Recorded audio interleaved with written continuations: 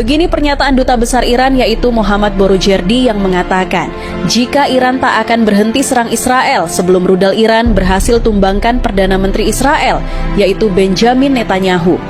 Di tengah serangan udara, rudal balistik dan retorika saling ancam, sebuah pernyataan mengejutkan datang dari Duta Besar Iran yaitu Mohammad Borojerdi. Ia tidak hanya mengutuk Israel, tetapi secara terbuka menyerukan pembunuhan terhadap Perdana Menteri Israel Benjamin Netanyahu sebagai syarat mutlak bagi berakhirnya konflik berdarah ini.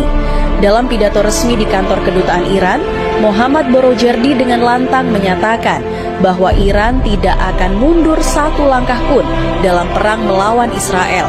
Selama Netanyahu masih hidup, perang ini akan terus menyala. Kami tidak datang untuk bernegosiasi, kami datang untuk menghapus akar kejahatan. Rudal kami tidak hanya ditujukan pada tanah, tapi pada simbol keangkuhan Zionis, yakni Netanyahu sendiri.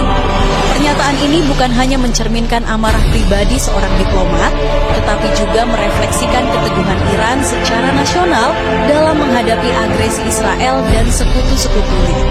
Pernyataan Duta Besar Iran yaitu Mohammad Borojerdi tidak lahir dari kekosongan.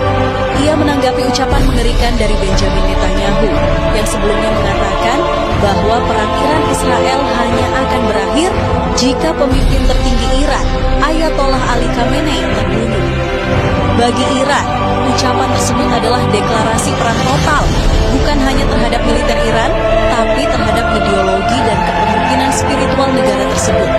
Dan Mohammad Borojerdi dalam posisinya sebagai duta besar menjawab dengan kalimat penuh keberanian.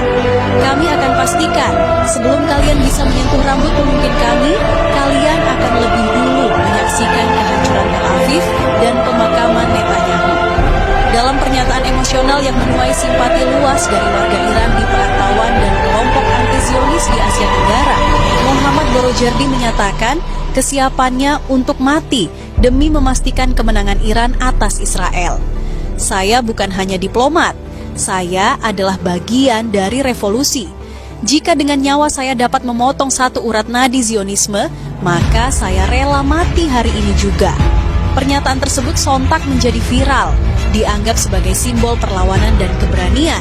Mohammad Borojerdi juga menanggapi ancaman terbaru dari mantan Presiden Amerika Serikat Donald Trump yang menyerukan evakuasi massal di Teheran, menyiratkan bahwa kota tersebut akan menjadi target serangan udara besar Israel.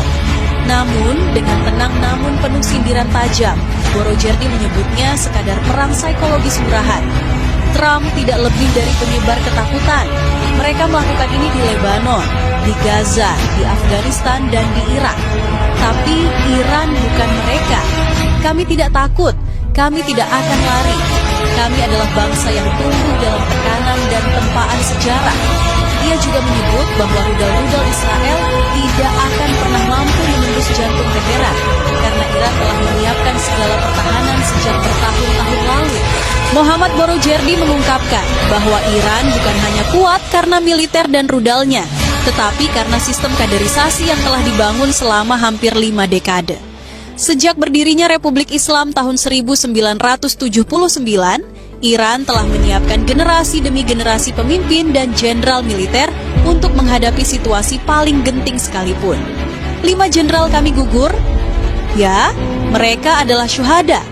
Tapi untuk setiap satu jenderal yang gugur, kami punya 10 yang siap menggantikan. Pemimpin tertinggi Iran yaitu Ali Khamenei sudah menunjuk pengganti dalam waktu kurang dari 48 jam. Tak ada kekosongan, tak ada kekacauan. Ini adalah sistem yang tidak bisa dihancurkan oleh rudal manapun. Duta Besar Iran Mohammad Borojerdi menyebut penggantian cepat beberapa nama penting pasca serangan Israel. Muhammad Pakpur menggantikan Hossein Salami sebagai Komandan IRGC. Abdul Rahim Mousavi menggantikan Muhammad Bagheri. Dan meskipun Ali Shadmani sempat ditunjuk menggantikan Golami Rashid, ia pun gugur beberapa jam kemudian akibat serangan lanjutan Israel. Dalam penutup pidatonya, Mohammad Borojerdi memperingatkan dunia bahwa Iran tidak sedang bertarung untuk kesepakatan jangka pendek.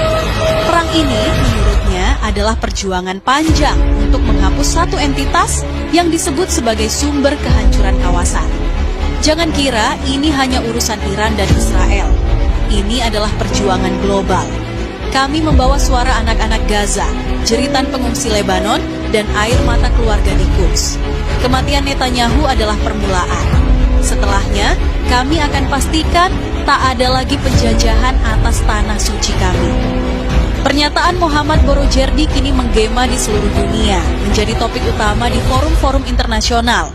Banyak yang menganggapnya sebagai suara keberanian dari Timur, tapi tak sedikit pula yang menilainya sebagai lonceng bahaya dari potensi Perang Dunia Ketiga.